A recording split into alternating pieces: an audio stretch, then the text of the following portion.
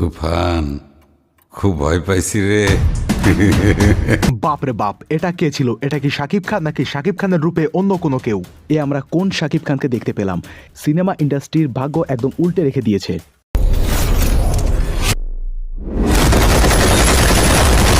কিসের কেজিএফ, কিসের পুষ্পা, ইতিহাসের পাতায় একটা সিনেমারই নাম লেখা থাকবে, যেটার নাম হচ্ছে তুফান।